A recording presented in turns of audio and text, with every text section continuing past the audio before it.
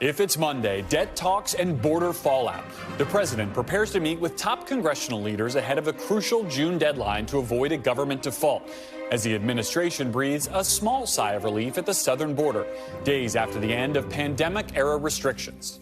Plus, breaking news, John Durham, the special counsel who's been investigating the origins of the Trump-Russia probe for more than 2 years now, has just released the findings of his long-anticipated report. We'll have the biggest takeaways and the latest reaction and fallout ahead. And 2 congressional staffers have been hospitalized after being attacked this morning by an assailant armed with a baseball bat at the district office of Virginia Democratic Congressman Jerry Connolly.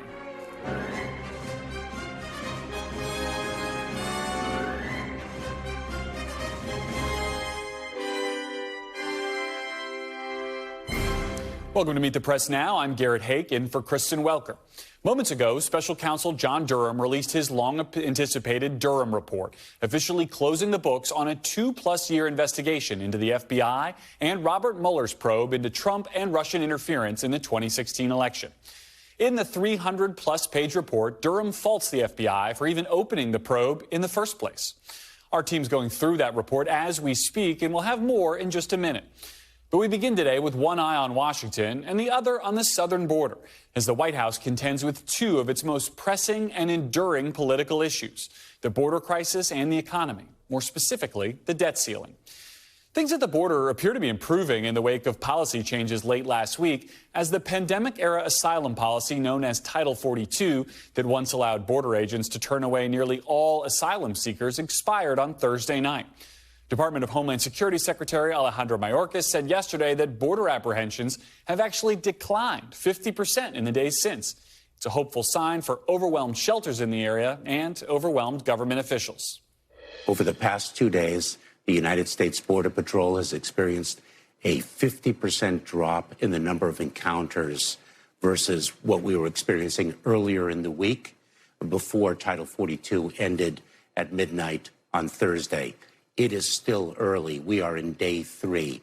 But, we've been planning for this transition for months and months, and we've been executing on our plan, and we will continue to do so. So it's too early to say whether the surge has peaked? It is too early. As you can see, border apprehensions have gone from record highs, over 11,000 in a single day on Tuesday, to less than half of that, around 4,400 just 3 days later. NBC has also learned that the number of migrants remaining in CBP shelters has dropped as well. Multiple migrants told NBC News there was a whisper campaign in the migrant camps in Mexico, encouraging migrants to cross before the pandemic policy was removed and then replaced with potentially stricter measures. Now, the Biden administration's new policy requires migrants to formally make an appointment with border officials or first seek asylum in another country.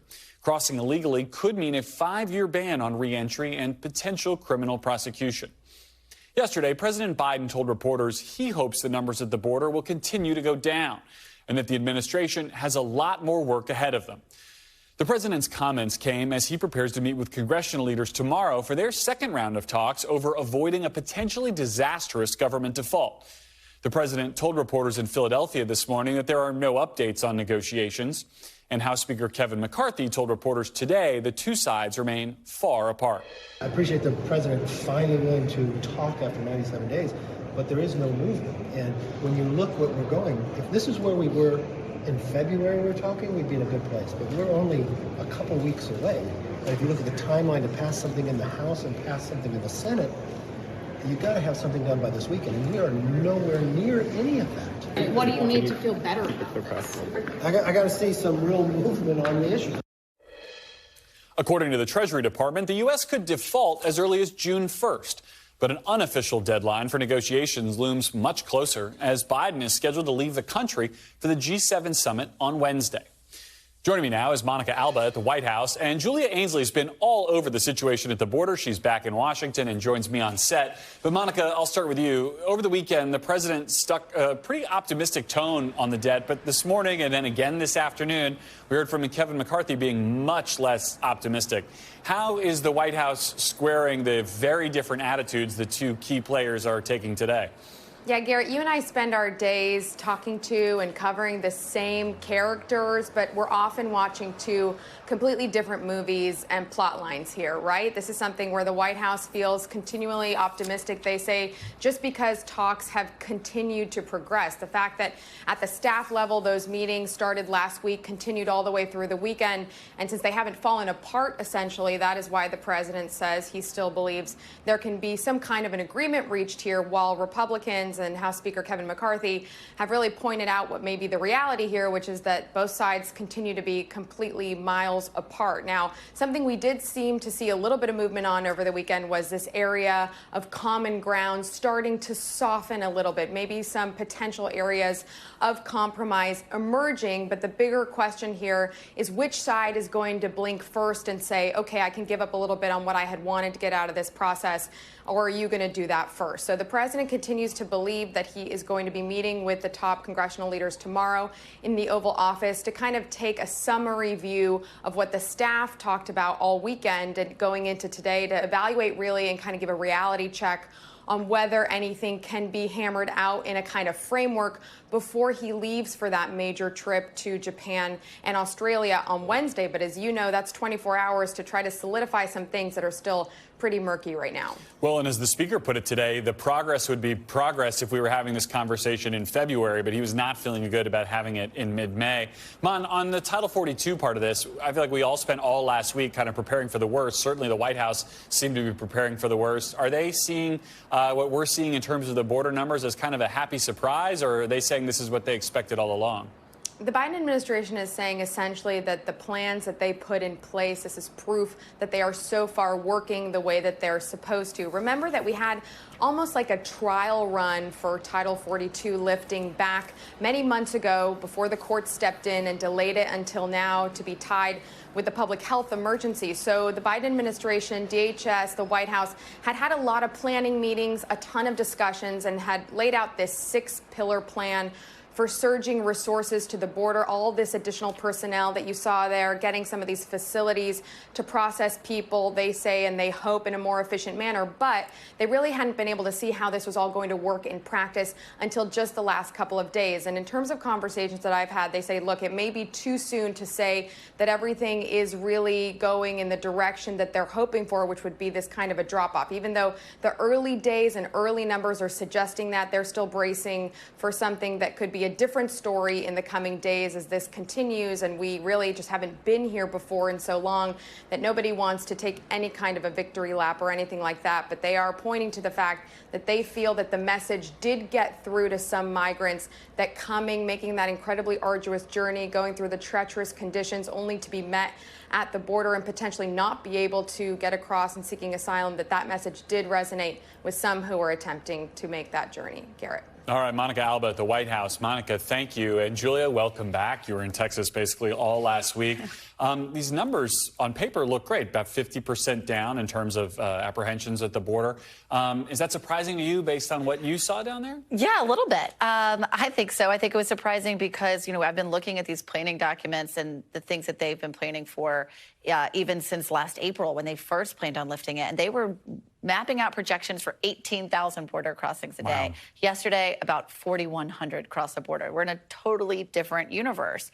And I think that this is all, it's two things, right? Sometimes migrants want to see what happens. They give it a cooling off period. There's a change in policy. Let's see who goes through first, how they do, see how they report back. It also, though, has something to do with a lot of what's going on far south of our border. And that is stepped up law enforcement from Mexico, Guatemala, Panama, and Colombia, all interdicting migrants and smuggling networks along the way. Now, that is because of the U.S. They laid a lot of groundwork with those countries to beef up that enforcement because they were expecting this surge. But so far, that might be what's contributing to even keeping migrants from reaching our border in the first place. It does beg the question, if those steps were so effective, why not do them much, much earlier in this process?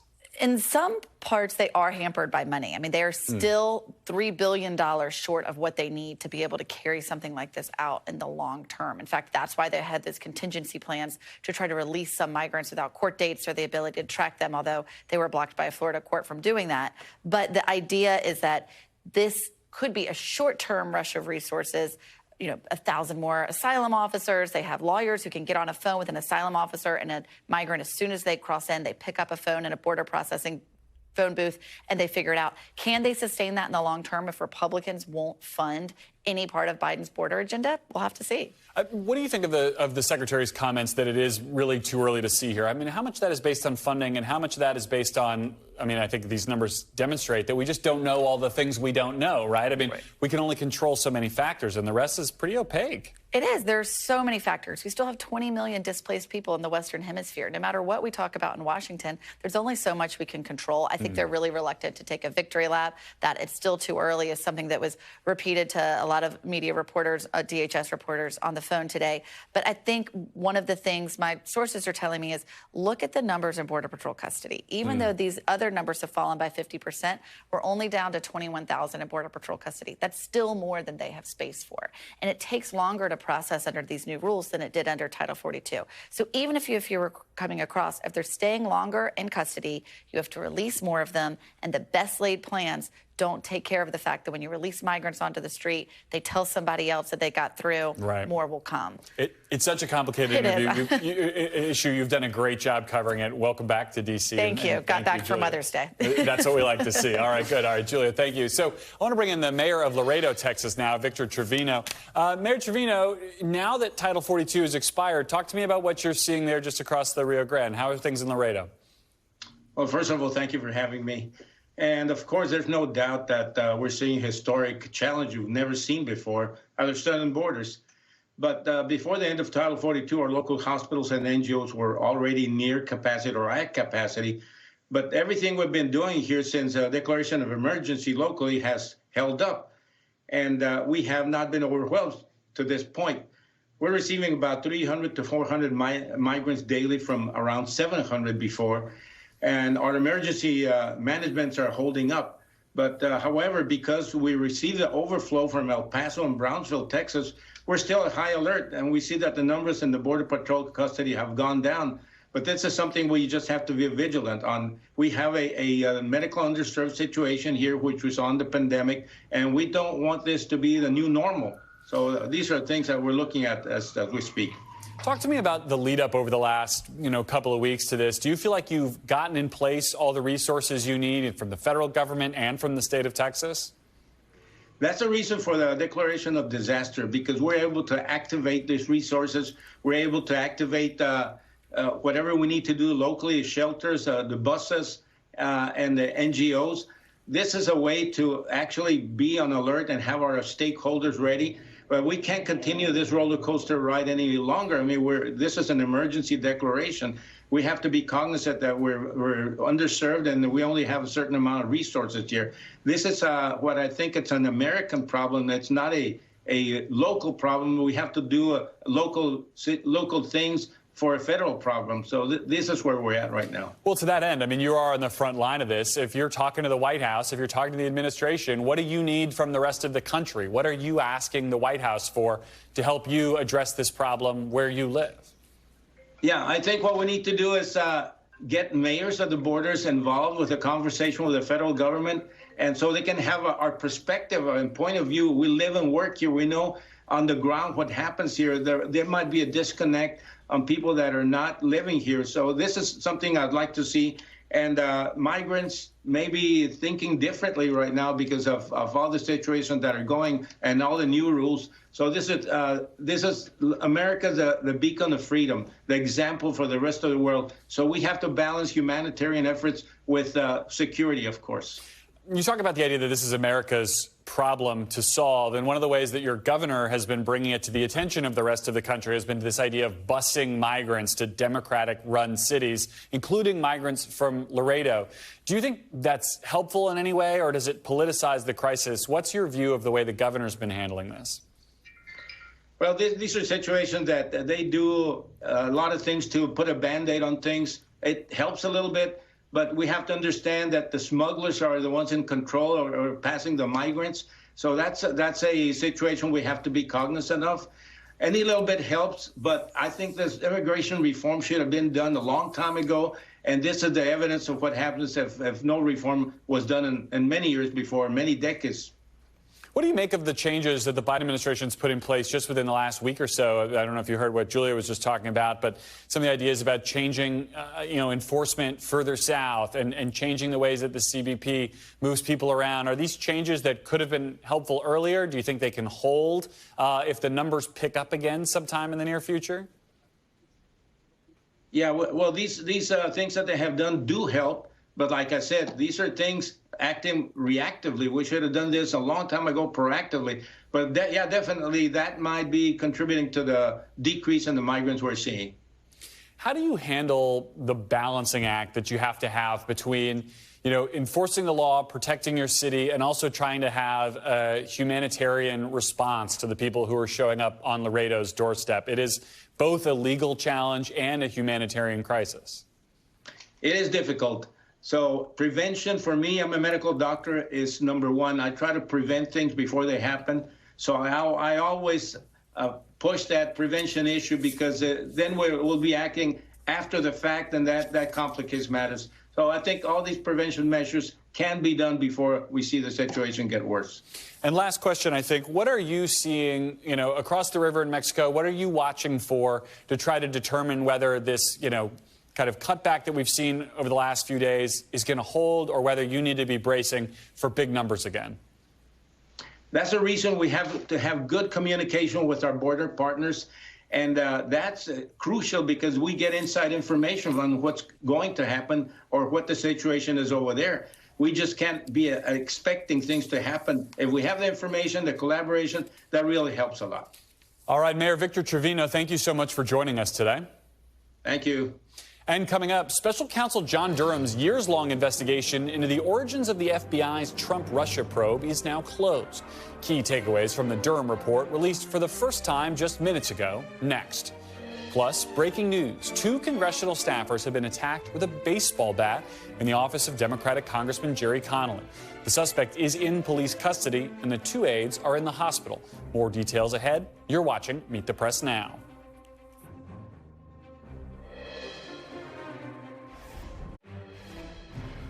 And welcome back. As we mentioned, after more than 2.5 years since being named special counsel, John Durham has now released his final report. The 300-page report says the FBI acted too hastily when it opened its investigation into Russian interference in the election, and that it was based on, quote, raw, uncorroborated information. Remember, Durham was appointed special counsel by then Attorney General Bill Barr to investigate the FBI's probe into Russian interference in the 2016 election, as well as to look into Special Counsel Mueller's investigation of Trump. Now, over the course of this investigation, Durham indicted 3 individuals, securing 1 guilty plea, resulting in probation and 2 acquittals. Joining me now is Justice and Intelligence correspondent Ken Delaney, who's been digging into this report. So, Ken, what's in this thing and what are we learning? It's an exhaustive look at what the investigation codenamed Crossfire Hurricane. And there are a lot of different rabbit trails that this report goes down. But I think fundamentally what it does is it suggests that the FBI should not have opened this investigation in the first place. And that, as you said, it did so too hastily based on uncorroborated information, and that basically the FBI was suckered by a bunch of people with political agendas. Now, the problem with this thesis is that it runs directly contradictory to another independent report by the Justice Department's Inspector General back in 2019, which took an exhaustive look and found that, in fact, there was proper predication for this investigation, that the FBI acted appropriately in opening it, and also found no evidence, no demonstrable evidence of political bias in doing it. Now, obviously, one of the agents involved, a man named Peter Strzok, was found later through text to have expressed, animus towards Donald Trump. He was not a Donald Trump fan. But he was not the only decision maker here. There were others. And look, there's a lot of different aspects to this report. I mean, one of the cases that Durham tries to make is that information about potential counterintelligence threats involving the Clinton campaign was treated differently. But what he doesn't address is the context was so different. Here you had Donald Trump, who was publicly asking the Russians to find 30,000 missing emails from Hillary Clinton's server, who was expressing admiration for Putin. That was the context that Durham really doesn't address in his report.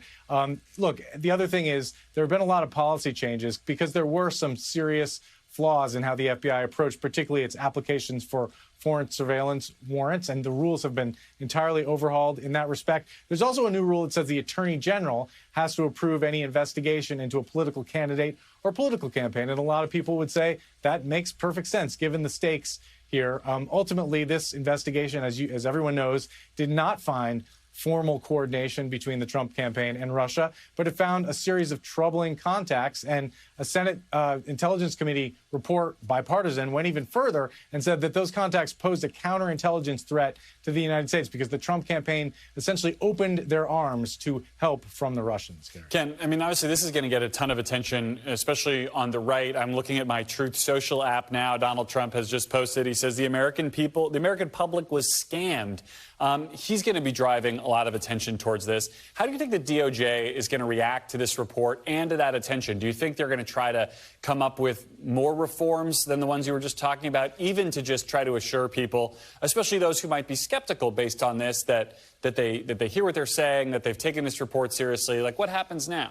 You're raising a very good point. The DOJ is very concerned about this reaction on the right. They don't want half the country to believe, as many millions of Americans do, that the FBI was out to get one particular side of the aisle, in this case, Donald Trump.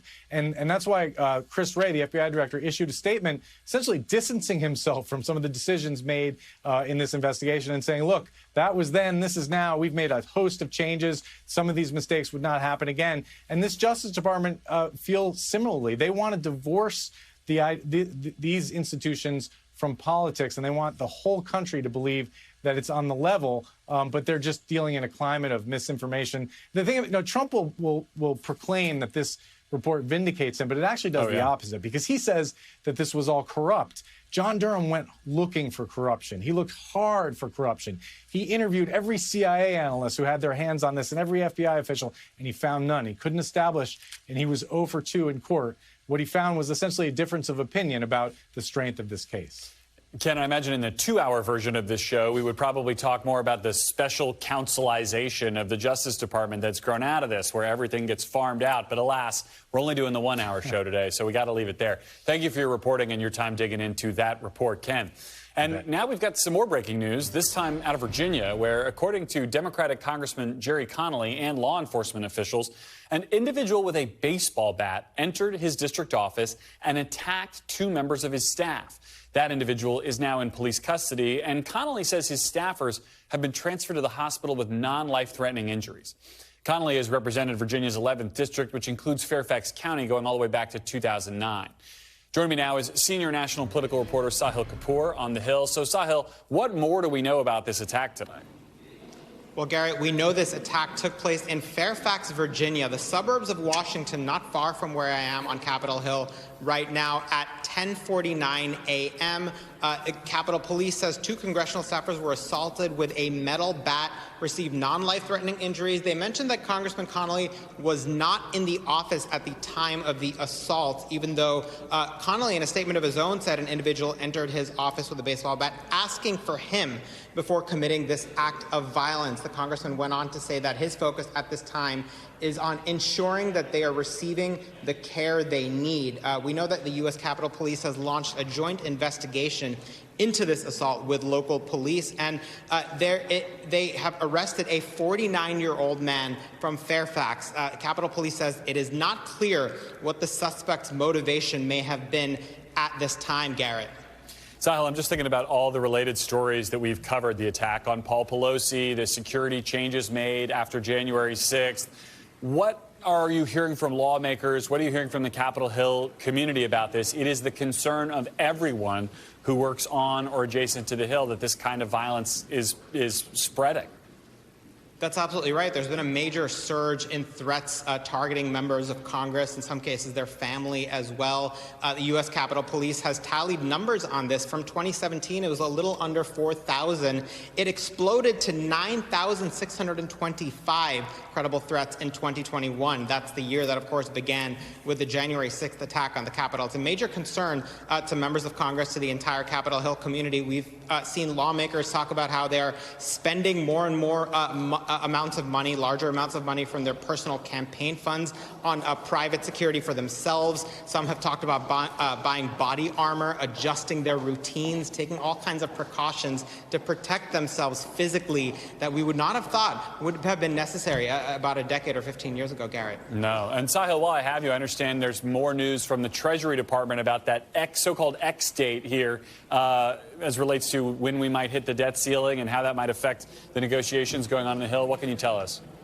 Well, Garrett, we know that the new X date is the same as the old X date. It is still June 1st. That is the date that Treasury Department says Congress must act by in order to prevent a breach in the debt ceiling. Now, there are always caveats on this. The Treasury Department can predict with a high level of confidence, but not perfect confidence, when money will run out, when there'll be no more money in the couch cushions to keep paying the bills and to risk default. So there are those caveats, but the key date is June 1st. That's in 2.5 weeks. Congress must act by then, Treasury says, in order to prevent a first ever default on U.S. debt, which it says would be economically catastrophic for this country, Garrett. If you work on Capitol Hill and you're making Memorial Day weekend plans, buy refundable flights. Sahil Kapoor, thank you for your reporting on both those stories.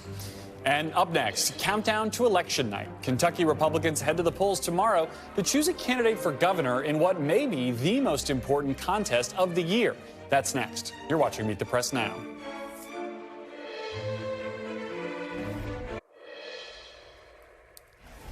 Welcome back. With plenty of focus on Donald Trump's frontrunner status in the 2024 presidential primary, tomorrow's GOP primary in Kentucky could give us an early glimpse at what influence he continues to have over the party and whether the power of Trump's word or Trumpism holds greater sway over Republican voters.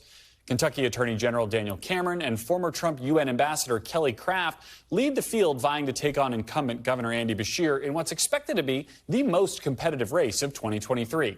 Trump has endorsed Cameron, but Craft has made up ground. Despite entering the race after Cameron, she's been hitting the AG over the airwaves with a bevy of attack ads. NBC's Dasha Burns has the latest. In Kentucky's hotly watched governor's race, the former president looms large for both frontrunners. Daniel Cameron, the only candidate endorsed by President Trump. Cameron agrees with the George Soros-backed DA who prosecuted Trump. That's not conservative. Though Kelly Craft hails from the Trump administration as his former ambassador to the United Nations. President Trump sent me to the United Nations, and what a snake pit that is. It's her opponent, Daniel Cameron, who has the endorsement of her former boss. Your opponent in this race was endorsed by former President Trump. Why didn't he endorse you? I was not in the race, so there was no choice. Cameron playing up that endorsement. A desperate Kelly Craft falsely attacks Daniel Cameron. But you know what's really strange? Craft worked for President Trump, and Trump endorsed Daniel, not Craft. While downplaying his ties to Senate Minority Leader Mitch McConnell. How has your association with Mitch McConnell influenced your political philosophy and your conservative convictions? Well, do you recall when the folks were protesting on my front lawn? Yes. Did you see Mitch McConnell there? There you go. So I'm my own man. So you have been endorsed by former President Trump. You mentioned that in your ads, on your flyers. You also, though, have ties to Mitch McConnell, who's a longtime Republican, very powerful here in Kentucky and nationally. You don't mention that as much. Why not? We're going to have to build a coalition that is large enough not only to win the May 16th primary, but also to beat Andy Beshear in November, and that is our ultimate mission. The race becoming an early bellwether for Republican primary politics and a test for what message wins out with the base. Craft leaning into Republican attacks on so-called woke culture. We're not going to have activists. We're going to have responsible children, and we're going to support our teachers. Making controversial statements about transgender students in Kentucky schools. Can you clarify your comments on transgender folks in schools? What I'm saying to you is I do not want these ideologies, these woke ideologies, this sexualization. I do not want that upon our children. Criticizing Cameron for not pushing back on the Justice Department's investigation into the Louisville Police Department after Breonna Taylor's death. which found that the department, quote, unlawfully discriminates against black people in its enforcement activities. Meanwhile, Cameron leaning into his record as Kentucky's Attorney General. People recognize the work that I've done as Attorney General, and I've been standing up for their constitutional rights and their values since day one in the Attorney General's office. While Kentucky went for Trump by 26 points in 2020, Governor Andy Beshear enjoys sky-high approval ratings, the Democrat winning over Republicans in his deep red state. The race, the latest test of President Trump's influence on the GOP in 2023 and beyond. All right, thank you to Dasha Burns for that reporting. And joining me now to discuss tomorrow's gubernatorial primary in Kentucky, as well as some other big political stories, is Amy Walter, publisher and editor-in-chief of the Cook Political Report. So, Amy, you heard Cameron talk or not talk about Mitch McConnell there, who really has been a mentor for him. Absolutely. Talk about the needle he has to thread there to avoid what appears to be a very unpopular Senate minority leader there. Well, that's the thing. You have one of the most powerful members of the United States Congress representing your state. That is normally something that you want to have an association with. But in this state, as in nationally, Mitch McConnell is associated with the anti-Trump wing or the Rhino wing or whatever the pejorative is about sort of establishment Republicans. And so that's right. Daniel Cameron spending a lot more time talking about Trump than McConnell. But what it says about Cameron is that he's the kind of candidate that Mitch McConnell thinks can win in a state, even though it's a very dark red state, but has the kind of background, message, experience to win. And so when you get a combination of somebody that Donald Trump likes and Mitch McConnell, that's a pretty good sign. Oh, and McConnell doesn't mind that Cameron has to run against him, right? It's like whatever it takes to win, you just go ahead and do That's it. right. I mean, what do you make of that confluence of factors where you do have McConnell and Trump endorsing the same candidate? I mean, that was the case with Herschel Walker, but I think McConnell's people would tell you they had no other choice in Georgia. I think that's right. And Cameron is also seen as something of an heir apparent to McConnell when he decides to leave the United States Senate. Some people were surprised that Cameron decided to run for governor instead of waiting for McConnell.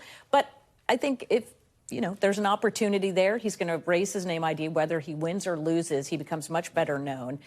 The other thing is Beshear, as you pointed out, he's representing a really red state. You think, boy, this is going to be a tough race for Democrats.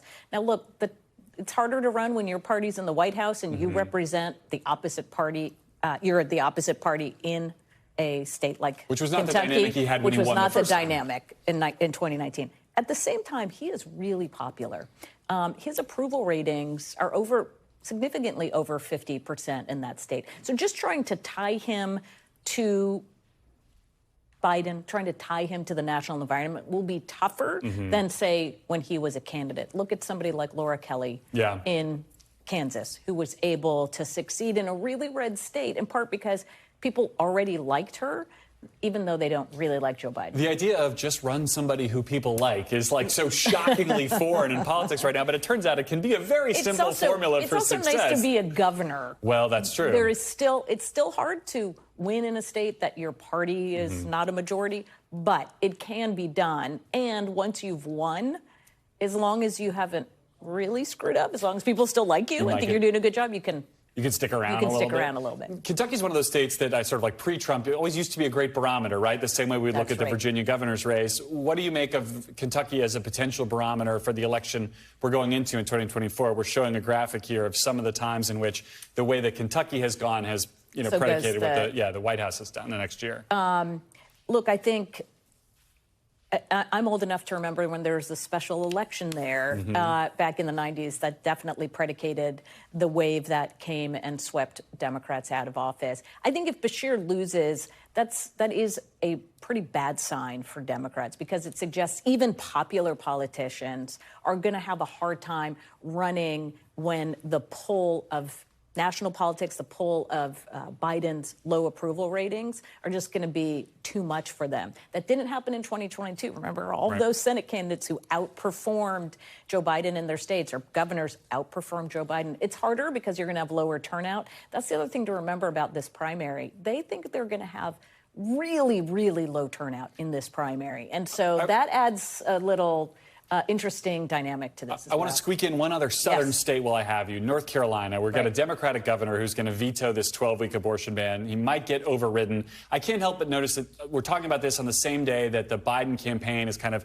getting out there the idea that they think they might want to try to compete in North Carolina next year. How salient do we think that shows they feel the abortion issue still is? They absolutely think that's a salient issue, and especially now that you have Republicans coming out and openly talking about having a national vote or having some sort of a national abortion plan. I think that makes it harder for whoever the presidential candidate is to be able to distance themselves from some of the things that the activists would like to see. But it's complicated. I will say that this issue was certainly powerful for Democrats in 2022, but we've got a long way to go before 2024. Yes, we do, and probably a lot of tap dancing on this question from Republican candidates between now and then. Yeah. Amy Walter, thank you for that analysis. And after the break, we're turning to the 2024 race for president as the feud between Florida's two potential frontrunners heats up. The panel is next. You're watching Meet the Press Now.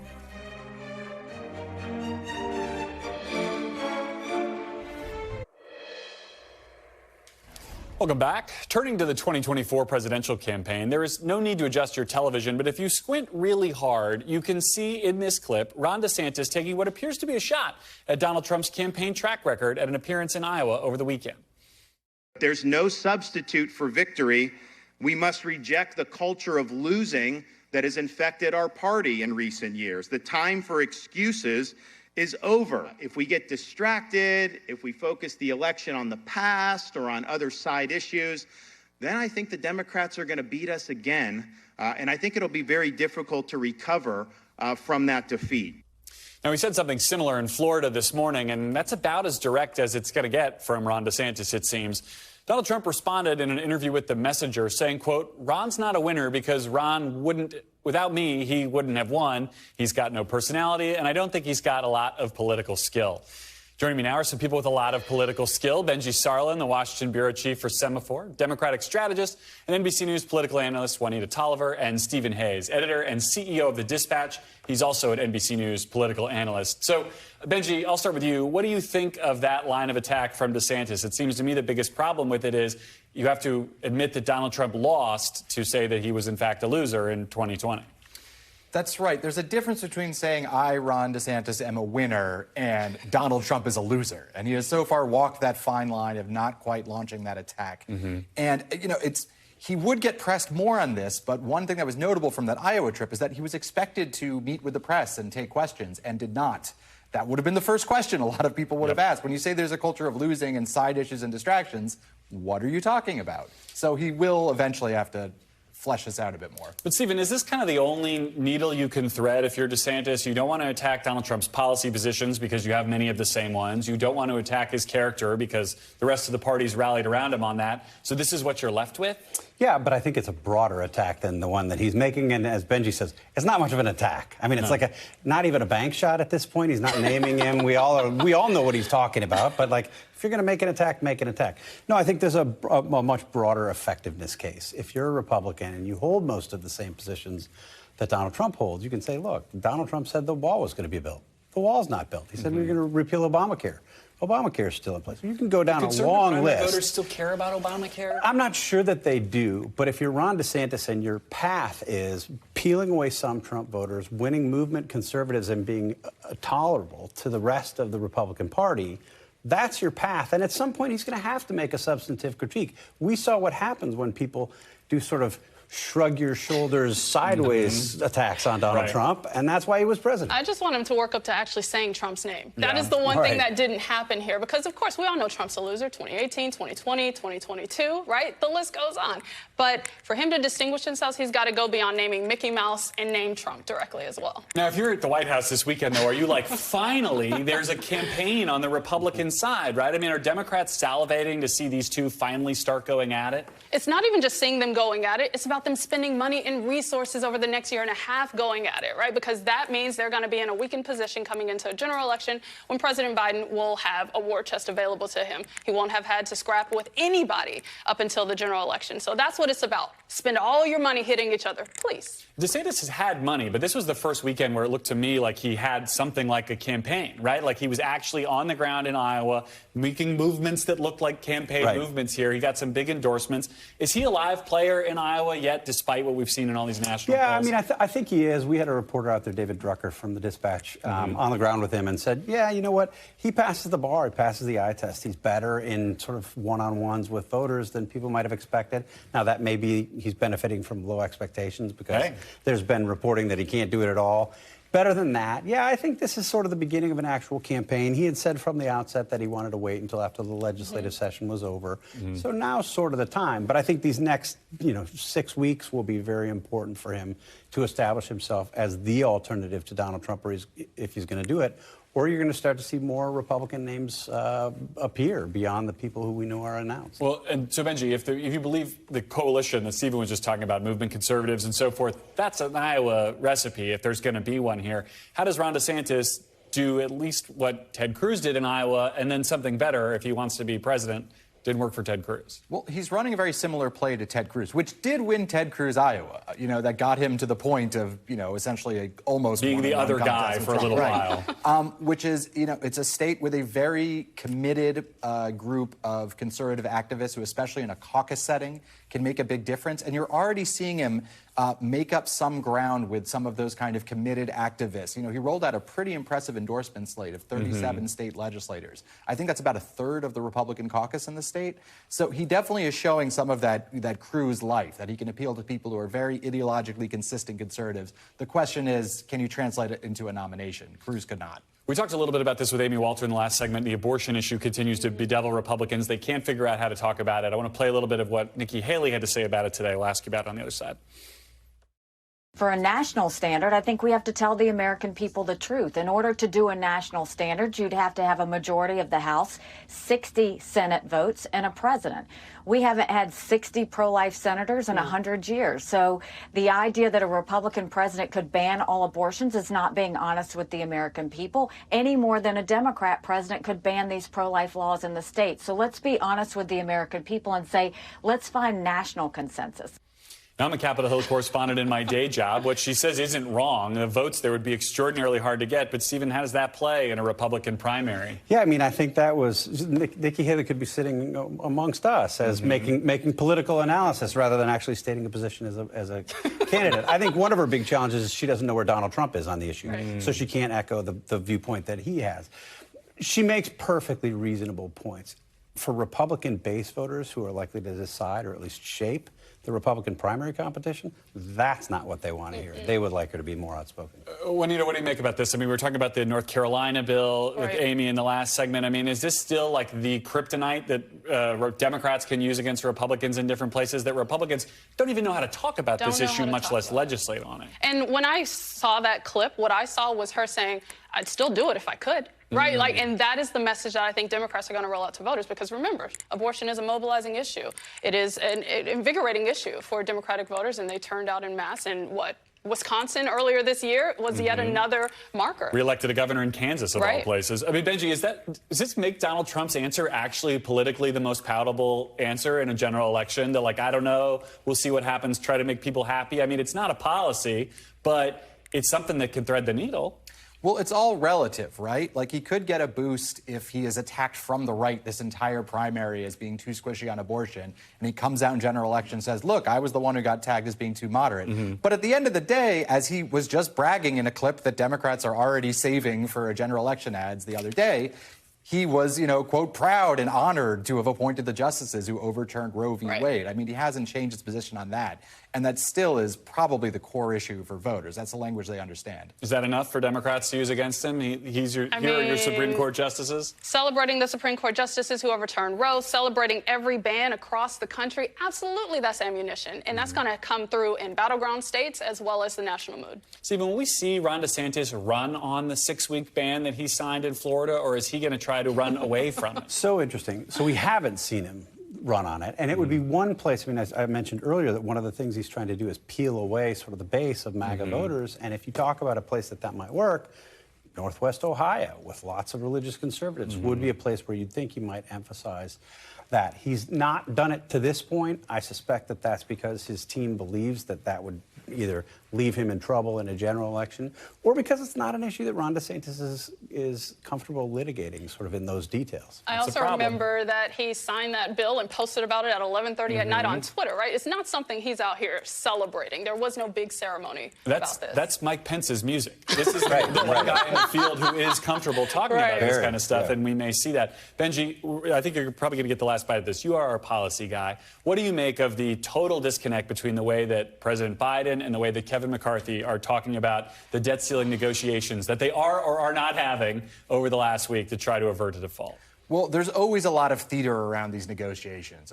First of all, the theater for Democrats was, well, we won't negotiate on this at all, right? Well, suddenly there's a negotiation going on, right? Is it technically over the budget? Is it over the debt ceiling? No one will say, but they all agree there's talks and Biden's optimistic.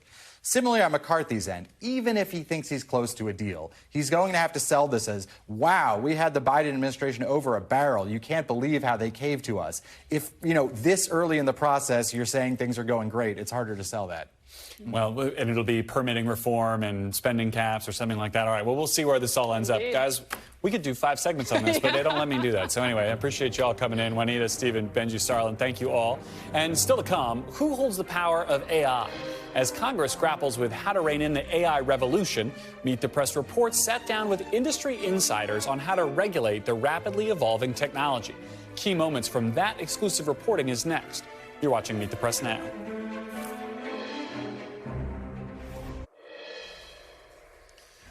Welcome back. OpenAI CEO Sam Altman will testify before Congress for the first time tomorrow as lawmakers try to figure out just how to regulate the rapidly developing artificial intelligence industry.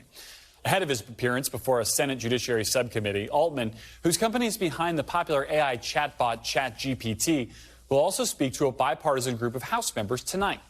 In their push for regulation, Washington hopes to get ahead of the AI arms race, something it's failed to do with other emerging technologies like social media.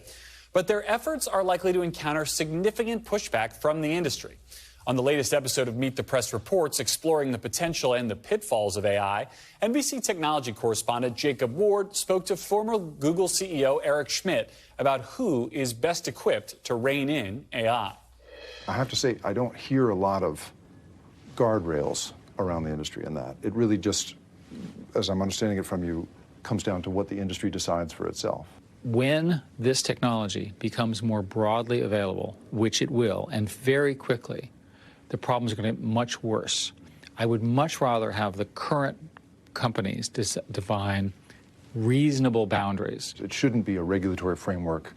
It maybe shouldn't even be a sort of a democratic vote. It should be the expertise within the industry helping sort that out. The industry will first do that. Because there's no way a non-industry person can understand what is possible. It's just too new, too hard. There's not the expertise. There's no one in the government who can get it right. But the industry can roughly get it right, and then the government can put a regulatory structure around it. And joining me now is NBC's Jake Ward with more of his reporting. Jake, that's a pretty blunt take from Eric Schmidt. I mean, does his attitude just show how uphill of a battle Congress faces right now? I'm up there all the time. These are not the most tech-savvy individuals, by and large. Well, I think that's right, Garrett. I mean, we do have, of course, the historic example of Orrin Hatch, speaking to Mark Zuckerberg when he appeared on the Hill and asked him, Mr. Zuckerberg, how do you make money? And Zuckerberg said, well, Senator, we sell ads, and everyone in the room laughs, and those were bad days. I will argue that, in this report and in the reporting we've done over the years, Congress and legislators are becoming much more sophisticated about this stuff, not to mention regulators. I mean, you have Lena Khan, the FTC commissioner, coming out in an op-ed in the New York Times really saying we have the tools already to regulate AI, and pointing at the fact that it's no coincidence that the same companies we are seeing rise to the very top of the power structure of AI are the ones that collected data on us all this time in this entirely unregulated environment through search and social media. That is Google, that's Microsoft, that's Meta. And so it seems here that we, I think, are better armed than we were in the regulatory arena, but certainly it is going to be an uphill battle. I think you're totally right, and I can tell Congress has been trying desperately to get their arms around this issue, just as I talk to lawmakers up here. But I'm curious, I mean, you've been covering this story for years. Before this was an industry even, it was something you were watching. I'm curious, as you reported out this latest episode, what was your biggest takeaway? What did you learn about the future of AI that informed your reporting? Well, for me, there are really two big takeaways. It's why I wrote a big book about AI called The Loop. And it's, you know, I think the thing I'm going to be looking at in the future, which is there's this illusion that AI is this great leveling force and that it's available to absolutely everybody. But it turns out it's really dependent on the power of, you know, the nation state-like power of these big companies to make it. And everybody's just borrowing that kind of AI from them. And the second one is the belief system of the people making this stuff, the people at the top of the companies that are at the top. People like Sam Altman, who we're going to see on the Hill tomorrow. These are folks who believe very broadly, at least they say, that they're really going to be handing society to a more advanced version of AI in the future. And that doesn't account for the, you know, huge inequalities we have in society, the huge racism we have seen built into various systems of judgment in the past, and the ways in all of that may get gathered up by AI and carried forward. No one really has an answer for that. I'm hoping that senators speaking to Sam Altman tomorrow have some sort of line of questioning on that topic. It's fascinating stuff, Jake. Thank you. And you can catch more of Jake's reporting and stream the entire episode of Meet the Press Reports, The Power of AI. It's on demand via Peacock or YouTube right now. Don't miss it. That does it for this hour. I'm back tomorrow with more Meet the Press Now. NBC News Now coverage continues with Hallie Jackson right now. Thanks for watching our YouTube channel. Follow today's top stories and breaking news by downloading the NBC News app.